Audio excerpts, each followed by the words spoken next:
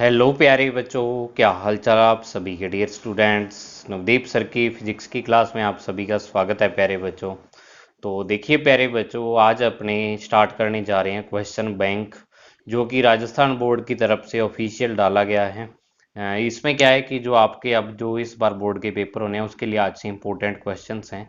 तो बहुत टाइम से इंग्लिश मीडियम के बच्चे डिमांड कर रहे थे इस चीज़ की, कि क्योंकि उन्होंने बोर्ड वालों ने ओनली हिंदी मीडियम के लिए ये वाला क्वेश्चन बैंक डाला हुआ था, इंग्लिश मीडियम के लिए नहीं था।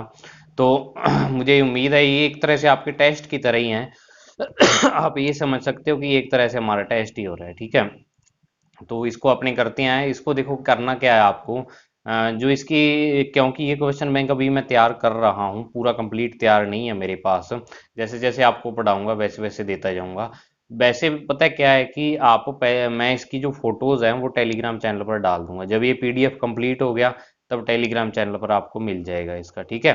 वैसे इसकी फोटोज डाल दिया करूंगा, आप उसमें क्वेश्चन देख के पहले उनको खुद सॉल्व करना, फिर वीडियो देखना और वीडियो में उनके सॉल्यूशन देखना, और फिर चेक करना कि आपके कितने क्वेश्चन सही हैं, कितने क्वेश्चन आपको आते थे, ठीक है। दूसरी चीज, इस क्वेश्चन बैंक में सभी तरह के क्वेश्चन है, आप देख लो, चाहे एमसीक्यू रिक्त स्थान वाले यानी जो फिल इन द ब्लैंक्स है, छोटे क्वेश्चन। तो ये तीन तीन मैं आपको करवाऊंगा। बाकी जो शॉर्ट आंसर टाइप है या लॉन्ग आंसर टाइप है वो क्वेश्चन आप अपने नोट से पढ़ सकते हो उनको, ठीक है ना। तो यहाँ पर मैं वेरी शॉर्ट आंसर टाइप जो क्वेश्चन होते हैं वहां तक मैं आपको करवाऊंगा। और करवाने करवाने का पैटर्न क्या रहेगा, क्योंकि इसमें जितने भी क्वेश्चंस है वो सारे आपकी बुक से हैं, ठीक है। कोई दो चार क्वेश्चन इधर उधर हो सकते हैं, लगभग सभी क्वेश्चन आपकी बुक से उठाए हुए हैं। तो मेरा पैटर्न क्या रहेगा क्वेश्चन करवाने का, कि देखो यहाँ पर आपको शॉर्ट में मैं आपको क्वेश्चन करवाऊंगा। जो क्वेश्चन बड़ा होगा वो शॉर्ट में करवा दिया करूंगा, बाकी जो क्वेश्चन सिंपल हैं वो तो सारे आपको डिटेल में करवाऊंगा ही मैं। लेकिन जो क्वेश्चन वैसे लेंथी होगा, जैसे मान लो एक पेज का कोई न्यूमेरिकल आ गया इसमें, तो वो न्यूमेरिकल मैं क्या करूंगा कि जैसे मान लो आज की जो वीडियो, इसमें सातवां क्वेश्चन ऐसा है कि जो बड़ा है, तो वो सातवां क्वेश्चन मैंने एक चैप्टर नंबर फर्स्ट में करवाया हुआ ऑलरेडी। तो मैं क्या करूंगा कि उस चैप्टर फर्स्ट की जिस वीडियो में करवाया हुआ उस वीडियो का लिंक और उसके नीचे उसकी टाइमिंग लिख दूंगा क्वेश्चन की, भी इतने मिनट पर ये वाला क्वेश्चन मैंने करवाया। आप उस वीडियो को ओपन करके उसका कंप्लीट सॉल्यूशन देख सकते हो। क्योंकि ऐसे एक एक क्वेश्चन पर मैं करने लगा तो 10-10 मिनट एक क्वेश्चन पर लग जाएंगे, कई क्वेश्चन इसमें बड़े हैं। तो वो जब क्वेश्चन मैंने ऑलरेडी वीडियो में समझा चुका हूँ आपको, तो आप वहां से वो चीज देख सकते हो। इस वीडियो के डिस्क्रिप्शन में आपको उस चीज का लिंक मिल जाएगा, कि आपके जो क्वेश्चन हार्ड होंगे, ओनली उनकी बात कर रहा हूँ, ठीक है। जो हार्ड होंगे, लेंथी क्वेश्चन होंगे, वो आपको वीडियो का लिंक और उसके नीचे उसकी टाइमिंग, ऊपर मैं लिख दूंगा क्वेश्चन नंबर 7, नीचे उसकी वीडियो का लिंक आ जाएगा और उसके नीचे आ जाएगा टाइम, इतने मिनट इतने सेकंड पर। मान लो 15 मिनट पर आ रहा है, 16 मिनट पर आ रहा है, तो उस वीडियो को ओपन करना, 15 मिनट तक जाना, आपको वो क्वेश्चन मिल जाएगा, ठीक है। तो बहुत ही अच्छे तरीके से आपको ये करना है। तो चलिए बच्चों, स्टार्ट करते हैं आज की वीडियो एक नई एनर्जी के साथ। तो देखिए बच्चों, क्वेश्चन आपके सामने है। सबसे पहले यहाँ पर मल्टीपल चॉइस क्वेश्चन, ठीक है, इससे स्टार्ट करते हैं। टोटल 15 क्वेश्चन अपने आज करेंगे। तो देखो पहला क्वेश्चन यहाँ पर है कि the electric force acting between two charges F Newton, कि दो चार्जेस हैं उनके बिटवीन जो लगने वाला इलेक्ट्रिक फोर्स है वो एफ न्यूटन है। If now the distance between these charges by increase 3 times, now new force acting between them, new force कितना होगा। तो अगर मान लो आपको दो चार्ज के बिटवीन मैं फोर्स कहूँ, तो आप कहोगे कि सर के Q1 Q2 अपॉन में आर स्क्वेयर होता है। अब ये कह रहा है कि इस डिस्टेंस को आप 3 टाइम्स कर दो, तो 3 टाइम्स करोगे तो ये 3R का स्क्वेयर हो जाएगा। मतलब अब कितना हो जाएगा, 9R स्क्वेयर आ जाएगा अपॉन में। ऊपर तो वो सेम ही पड़ा रहेगा जो ऊपर चल रहा है। तो मतलब अब ऊपर वाला और नीचे वाला देखें तो अब ये जो नया फोर्स है एफ डैश, ये F/9 के इक्वल आ गया है। तो जिसका आंसर है वो आपका F/9 आ जाएगा, ठीक है ना। फिर दूसरा क्वेश्चन है कि if a glass plate is placed between two charges then the new force acting between them is as compare to initial force will be increase decrease zero या इनफाइनाइट। ठीक है, कि एक ग्लास प्लेट अपने दो charges के between रख दें तो उनके बिटवीन जो फोर्स होगा वो पहले वाले फोर्स के कंपैरिजन में क्या हो जाएगा, इंक्रीज होगा डिक्रीज होगा। तो आपको मैंने बताया था, ये चीज बताई हुई है कि जब भी कोई मीडियम प्लेस करोगे आप दो चार्जेस के बिटवीन, तो हमेशा फोर्स डिक्रीज होगा, ठीक है ना। हमेशा फोर्स क्या होगा, डिक्रीज होगा यहाँ पर। तो डिक्रीज इसका बच्चों क्या आ जाएगा, आंसर आ जाएगा आपके पास।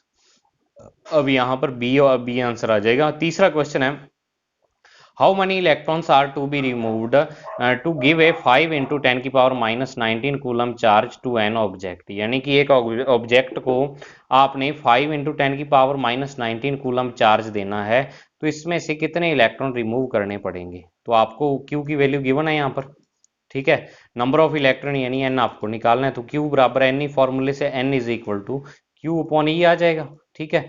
तो ऊपर तो क्या आएगा 5 इंटू टेन की पावर माइनस 19, और नीचे क्या आ जाएगा 1.6 इंटू टेन की पावर माइनस 19 आ जाएगा। और 10 की पावर माइनस 19 से 10 की पावर माइनस 19, इसकी जीरो हटाई ऊपर 50, तो 50 अपॉन 16 मतलब 3 पॉइंट समथिंग आएगा यहाँ पर। तो मतलब आंसर जो आपका आ जाएगा 3 आ जाएगा, क्योंकि जो एन होता है वो हमेशा इंटीजर होता है, ठीक है ना।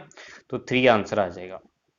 फिर उसके बाद है फोर्थ क्वेश्चन है कि an electron and proton are placed in uniform electric field, then what would be the ratio of their acceleration is. कि यदि एक इलेक्ट्रॉन और एक प्रोटॉन को अपनी यूनिफॉर्म इलेक्ट्रिक फील्ड मान लो ई में आपने प्लेस कर दिया, तो उस पर उनके एक्सेलरेशन का रेशियो क्या होगा। तो अब देखो, आपको पता है कि इलेक्ट्रॉन को जब ई इलेक्ट्रिक फील्ड में रखते हैं तो F is equal to Q E, यानी ई उस पर फोर्स लगता है, ठीक है। तो अब आपको एक्सेलरेशन का रेशियो निकालना है, तो एफ बराबर ई ई है, तो एफ को अपने क्या लिख सकते हैं एम इंटू ए, और यहाँ पर क्या आ जाएगा ई ई, और अगर मैं ए की वैल्यू निकालूं तो ये ई ई अपॉन एम आ जाएगा, ठीक है ना। अब इलेक्ट्रॉन और आपको प्रोटॉन का कहा हुआ है, तो अगर मैं इलेक्ट्रॉन के लिए फॉर्मूला लिखूं इलेक्ट्रॉन के एक्सेलरेशन का, तो वो ई ई अपॉन में क्या हो जाएगा मास ऑफ इलेक्ट्रॉन आ जाएगा। और अगर प्रोटॉन के लिए यही फॉर्मूला लिखो तो ई अपॉन में एम पी आ जाएगा, ठीक है। ये किसके लिए है प्रोटॉन के लिए।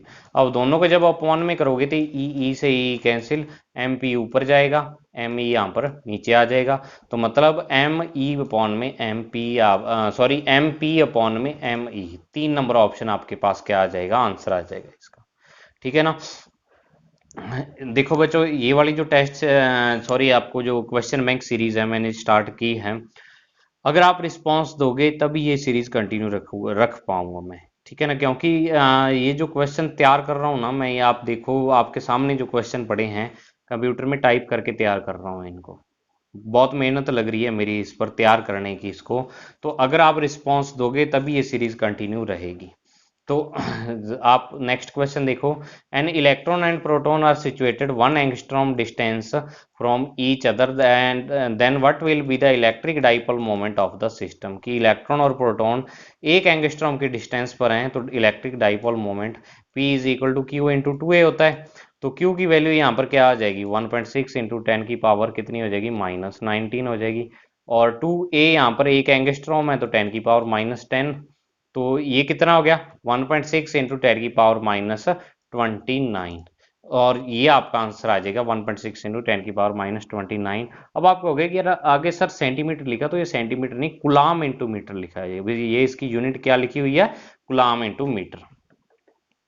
अब नेक्स्ट है to place an electric dipole in a uniform electric field it is acted upon by a, ठीक है। यानी कि अगर अपने क्या करें एक इलेक्ट्रिक डाइपोल को यूनिफॉर्म इलेक्ट्रिक फील्ड में प्लेस करें, तो इस पर क्या वर्क करेगा, टॉर्क करेगा फोर्स करेगा, बोथ दोनों करेंगे, या ना तो फोर्स करेगा ना टॉर्क करेगा।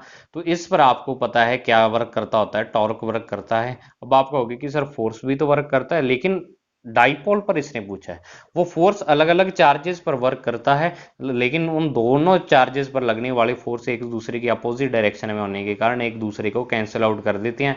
नेट फोर्स जो डाइपोल पे लगने वाला क्या हो जाता है जीरो हो जाता है, तो इस कारण ओनली टॉर्क वर्क करेगा यहाँ पर, ठीक है। फिर क्वेश्चन नंबर आता है 7 क्वेश्चन में 2 point charges plus 9e and plus E are at the separation of 16 metre, where on the line joining them another charge Q must put so it remains in equilibrium, ठीक है। यानी कि आपके पास दो charges है, एक plus 9e का है और एक प्लस ई का है, दोनों एक दूसरे से कितनी डिस्टेंस पे हैं, ये दोनों 16 सेंटीमीटर की डिस्टेंस पे हैं, ठीक है। तो अब एक चार्ज क्यू स्मॉल क्यू आपको यहाँ पर प्लेस करना है इनके बिटवीन, कि ये जो अपना जो सिस्टम है ये इक्विलिब्रियम में रहे, मतलब कि इस क्यू चार्ज पर ये दोनों जो चार्ज हैं ये इक्वल फोर्स लगाएं, नेट फोर्स इस पे जीरो हो जाए। तो ये वाला जो चार्ज है ये इस पे इस साइड फोर्स लगाएगा क्योंकि रिपेल करेगा, और ये इस साइड, अपोजिट डायरेक्शन में फोर्स आएंगे। तो आपको इन दोनों के बीच का फोर्स निकालना है, 9E और Q के बीच का, फिर E और Q के बीच का। एक डिस्टेंस को x और दूसरी 16 माइनस x हो जाएगी यहाँ पर। तो इसको सॉल्व करोगे तो आपका बी आंसर यहाँ पर आ जाएगा। ठीक है। और इस क्वेश्चन का सॉल्यूशन, ये क्वेश्चन आपका अगर पहला चैप्टर देखोगे उसके एमसीक्यू क्वेश्चन में चौथा क्वेश्चन है ये वाला जो है। ठीक है। तो चौथा क्वेश्चन यहाँ से देख लेना, इसका लिंक मैं आपको डिस्क्रिप्शन में मिल जाएगा। अब क्वेश्चन नंबर 8 आता है कि an electric dipole having charges plus minus Q is placed inside a cube. एक इलेक्ट्रिक डाइपोल है, चार्ज प्लस माइनस क्यू, तो उसको एक क्यूब के अंदर रख दिया। Then total flux passing through the one face of cube. तो जो क्यूब है उसके एक फेस से पास होने वाला जो फ्लक्स है वो कितना होगा। ठीक है। तो अब देखो इलेक्ट्रिक डाइपोल रखा है, तो आपको पता है flux phi is equal to क्या होता है, सिग्मा क्यू बटा एप्सिलॉन नॉट होता है। ये फॉर्मूला होता है फ्लक्स का, सिग्मा क्यू बटा एप्सिलॉन नॉट। अब सिग्मा क्यू यहाँ पर कितना है, तो जब डाइपोल है तो डाइपोल के लिए प्लस क्यू और माइनस क्यू दोनों को ऐड करोगे तो टोटल कितना आ गया, 0। तो मतलब फ्लक्स यहाँ पर क्या आ जाएगा, 0। सी आंसर इसका आ जाएगा। ठीक है। फिर क्वेश्चन नंबर आता है 9, on charging a soap bubble with negative charge its radius. यानी कि अगर अपने किसी सोप बबल को क्या करें, नेगेटिव चार्ज से उसको नेगेटिव चार्ज दें, प्रोवाइड करें, तो उसकी रेडियस क्या होगी। तो मैंने आपको बताया था सोप बबल के लिए जो उसकी रेडियस है वो हमेशा इंक्रीज ही होती है, चाहे पॉजिटिव चार्ज दो चाहे नेगेटिव चार्ज दो। क्योंकि जो चार्ज उस पर दोगे, जो सरफेस पे चार्ज क्या होगा, डिस्ट्रीब्यूट होगा, वो चार्ज अगर अपने स्मॉल पार्ट में उसको डिस्ट्रीब्यूट हुआ माने, तो एक चार्ज दूसरे चार्ज पर रिपल्शन फोर्स लगाएगा। ठीक है। तो इस कारण क्या हो जाएगी उसकी इंक्रीज, यानी बी आंसर इसका आ जाएगा। फिर क्वेश्चन नंबर आता है 10। तो क्वेश्चन नंबर 10 में complete flux due to a unit charge placed in air is. यानी कि कोई यूनिट चार्ज आपने एयर में प्लेस किया हुआ है तो उससे पास आउट होने वाला फ्लक्स। तो यूनिट के लिए 1, क्योंकि sigma Q upon epsilon naught होता है, तो 1 अपॉन एप्सिलॉन नॉट, यानी एप्सिलॉन नॉट इनवर्स यहाँ पर क्या आ जाएगा, आंसर आ जाएगा। ठीक है। सिग्मा क्यू की वैल्यू, यूनिट चार्ज कहा हुआ है तो सिग्मा क्यू यहाँ पर कितना हो गया, 1 हो गया। ठीक है। तो 1 अपॉन एप्सिलॉन नॉट, यानी epsilon naught inverse, B answer आ जाएगा। फिर नेक्स्ट है electric field intensity due to a long straight charged wire varies as 1 upon r shown in. ठीक है। आपको ई यानी कि एक लॉन्ग स्ट्रेट वायर के कारण इंटेंसिटी और 1 अपॉन आर दोनों में ग्राफ बताना है कौन सा होगा। ठीक है। तो ई और 1 अपॉन आर एक दूसरे के प्रोपोर्शनल होते हैं, क्योंकि जो इनफाइनाइट लेंथ की लॉन्ग वायर होती है उसके लिए इलेक्ट्रिक फील्ड इंटेंसिटी 2 के लैम्डा अपॉन में आर होती है। तो ई और आर एक दूसरे के इनवर्सली प्रोपोर्शनल है, लेकिन 1 अपॉन आर के ई क्या है यहाँ पर, डायरेक्टली प्रोपोर्शनल है। तो जो अपना आंसर आएगा ना बच्चों यहाँ पर, वो डायरेक्टली प्रोपोर्शनल, मतलब सी आंसर आ जाएगा ये वाला। ठीक है ना, सी आंसर। ये भी आपकी बुक का एक क्वेश्चन है। अब क्वेश्चन नंबर आता है 12। ये बढ़िया क्वेश्चन है यहाँ पर 12 नंबर, कि the radius of two conducting spheres are A and B. दो कंडक्टिंग स्फीयर्स है, उनकी रेडियस ए और बी है। When these are charged with same surface charge density, the ratio of electric field intensity at their surfaces is। यानी कि जब अपने क्या कर देते हैं इनको, सेम सरफेस चार्ज डेंसिटी, यानी दोनों के लिए सिग्मा की वैल्यू सेम है, तो अब इस पर जो इलेक्ट्रिक फील्ड इंटेंसिटी है उसकी उन दोनों का बीच का रेशियो आपको निकालना है। तो अब देखो आपको सिग्मा दिया हुआ है, तो इलेक्ट्रिक फील्ड इंटेंसिटी की वैल्यू एक स्फीयर के लिए सिग्मा की फॉर्म में आपको निकालनी पड़ेगी। तो सिग्मा की फॉर्म में आपको पता है सरफेस के लिए के क्यू अपॉन आर स्क्वायर होती है, वैसे तो स्फीयर की सरफेस पे चाहे कोई भी सा भी स्फीयर आया उसके सरफेस पे वैल्यू तो के क्यू अपॉन आर स्क्वायर होगी। अब इसको सिग्मा की फॉर्म में निकालने के लिए इस के को मैं 1/4 पाई एप्सिलॉन नॉट लिखता हूँ। 1/4 पाई एप्सिलॉन नॉट, साथ में आर स्क्वायर हाई, और यहाँ पर क्या आ जाएगा, क्यू आ जाएगा।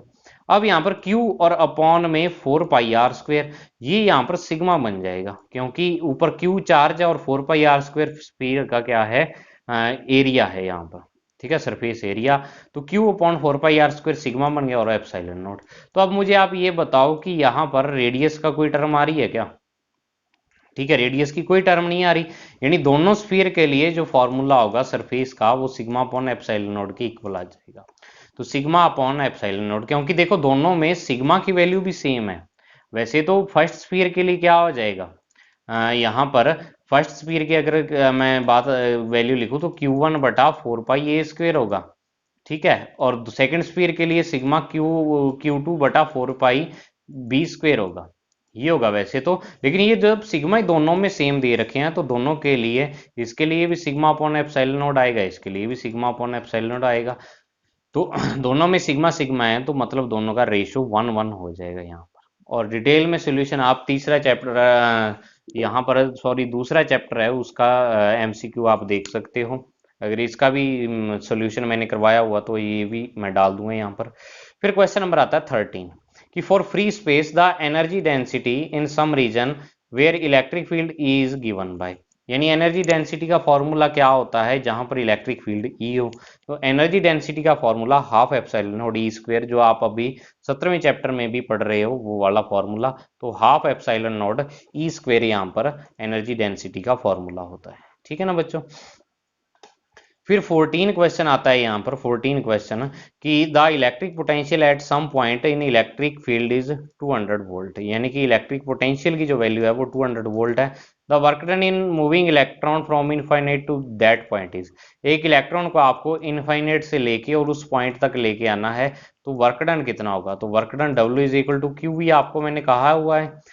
ठीक है। तो Q की वैल्यू आपको गिवन है, V की वैल्यू भी गिवन है, इलेक्ट्रॉन पे चार्ज कितना होता है -1.6 इंटू 10⁻⁻19। ठीक है, तो यहाँ पर -1.6 इंटू 10⁻⁻19 और इंटू में क्या आ जाएगा 200 आ जाएगा। तो जब इन दोनों को मल्टीप्लाई करोगे तो ये 3.2 इंटू 10⁻⁻17 आ जाएगा। और आप कहोगे कि सर आप माइनस साइन साथ में क्यों लेते हो, तो अगर पोटेंशियल वाला चैप्टर किया है तो वहां पर मैंने इस चीज को क्लियर किया हुआ है कि माइनस साइन अपने साथ में लेते हैं। ठीक है, वर्क डन किस तरीके से करना होता है, चार्ज को कैसे पकड़ के लाना है, कैसे वहां पर लाते हैं इलेक्ट्रिक फील्ड में, वो सारा उसमें प्लस माइनस की कहानी बताई हुई है, तो आप वहां से देख सकते हो। ठीक है, फिर उसके बाद आता है क्वेश्चन नंबर 15, आज का लास्ट क्वेश्चन, क्योंकि इससे आगे देखो 17 क्वेश्चन तक ही मैंने तैयार किए हुए हैं, इससे आगे तैयार करने वाले क्वेश्चन। तो 15वां क्वेश्चन यहाँ पर कि two charge conducting spheres of radius R1 and R2 are same potential, यानी दो स्फीयर्स हैं। ठीक है ना, एक की रेडियस R1 है, दूसरे की R2 है। मान लो एक छोटा एक बड़ा है, एक की R1 है, दूसरे की R2 है, दोनों सेम पोटेंशियल पे हैं, इसका पोटेंशियल भी V है, इसका भी V है। Then ratio of their surface charge density is, तो उनकी जो सरफेस चार्ज डेंसिटी है उनका रेशियो निकालो। तो अब आप देखो दोनों का पोटेंशियल सेम है, पोटेंशियल सेम है, तो मान लिया मैंने पहला स्फीयर है उसका जो पोटेंशियल है वो KQ1/R1 है, और दूसरे स्फीयर का कितना है KQ2/R2 है।